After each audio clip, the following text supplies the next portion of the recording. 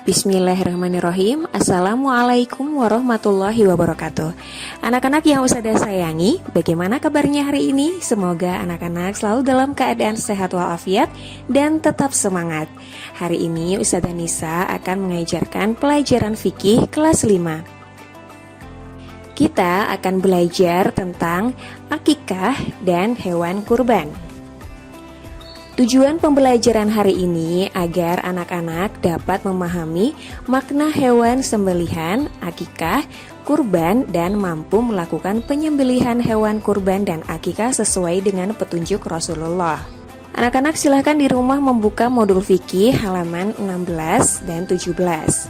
Nah, kita akan belajar tentang akikah dulu ya. Apa itu akikah? Akikah ialah penyembelihan kambing atau domba pada hari ke-7 dari kelahiran seorang bayi.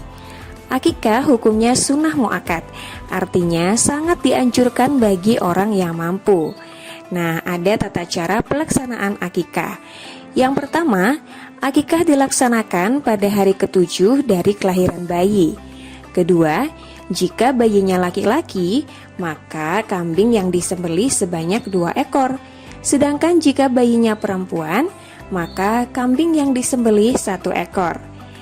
Ketiga, kambing yang disembelih berusia sekitar 1 tahun serta tidak cacat.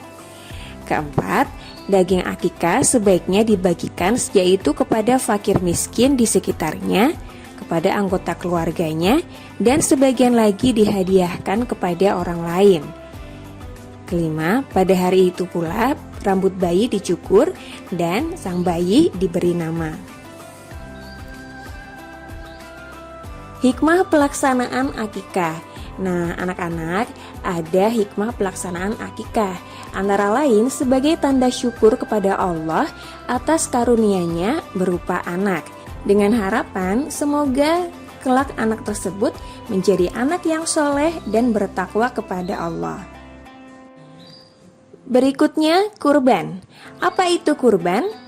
Kurban ialah penyembelihan hewan ternak yang halal pada hari raya Idul Adha hingga 3 hari raya tasyrik setelahnya, dengan niat mendekatkan diri kepada Allah. Hari raya Idul Adha jatuh pada tanggal 10 Zulhijjah, sedangkan yang dimaksud hari tasyrik ialah 3 hari setelah hari raya Idul Adha, yaitu tanggal 11, 12, dan 13 Zulhijjah.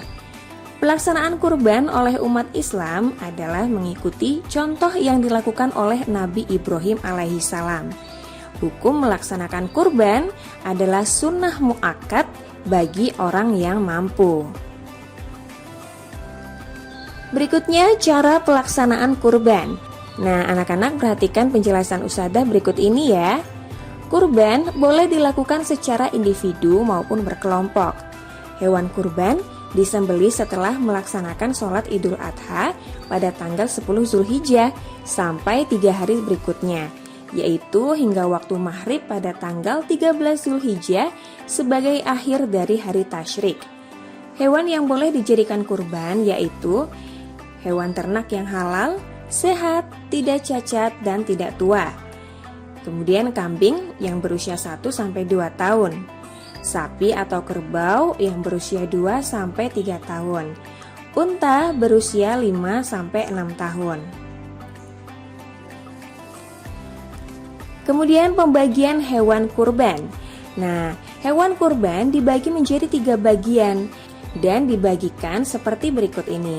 Yang pertama, sepertiganya untuk keluarga orang yang berkurban. Yang kedua, sepertiganya untuk fakir miskin di sekitarnya.